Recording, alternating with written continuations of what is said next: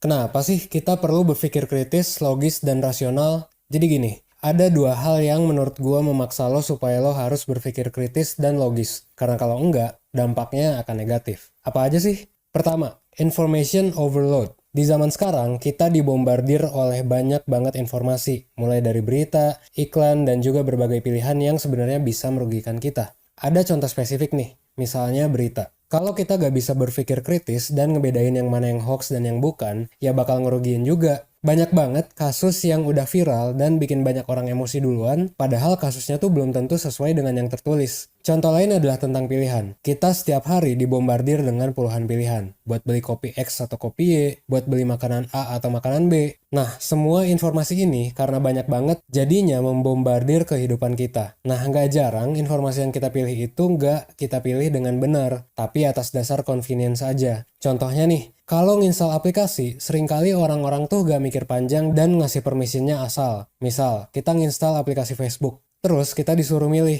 share kontak gak? Nah mungkin banyak dari lo yang berpikir, ya udahlah, Facebook gak bakal ngapa-ngapain kontak gua. Atau bahkan lo cuma yes doang tanpa ngebaca biar prosesnya tuh cepet dan gak ribet. Nah salah banget sih kalau kayak gitu. Ini tuh salah satu contoh di mana lo secara sukarela ngasih data lo buat dieksploitasi sama orang. Sebenarnya kan kalau main Facebook paling cuma butuh permission untuk ngasih nama dan tanggal lahir lo doang, ya kan? Kalau sampai kontak, kamera ya buat apa juga, kecuali kalau emang lo pengen update foto. Data Facebook aja yang notabene merupakan salah satu perusahaan terbesar di dunia pun bisa dibobol sama orang dan dipergunakan datanya buat hal yang gak bener. Sekarang coba bayangin kalau aplikasinya tuh bukan Facebook gitu. Tapi bayangin kalau aplikasinya tuh abal-abal gitu, gak jelas. Gak heran lah laptop lo tiap beberapa minggu sekali kena virus, jadinya nge-lag, terus HP lo tiba-tiba ada iklannya. Nah, informasi-informasi kayak gini harusnya bisa kita pilih secara sadar dengan mempertimbangkan privasi dan dampaknya buat kehidupan kita. Nah, disinilah pentingnya berpikir kritis. Nah, di poin 2 ini gue bakal ngomongin tentang demokrasi. Jadi gini, di negara demokrasi, hak partisipasi politik masyarakat itu bisa dibilang setara.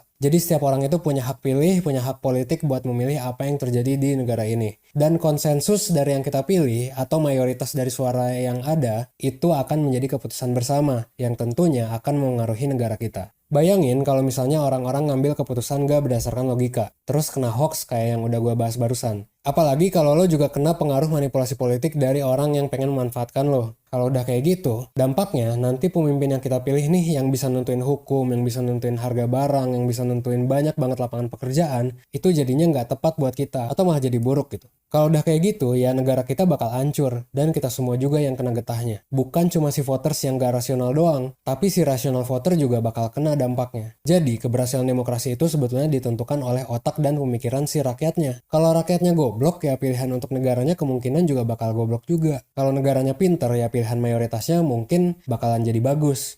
Gitu sih. Itu dua hal yang menurut gua menjadi alasan kenapa kita perlu punya kemampuan berpikir kritis, logis, dan rasional.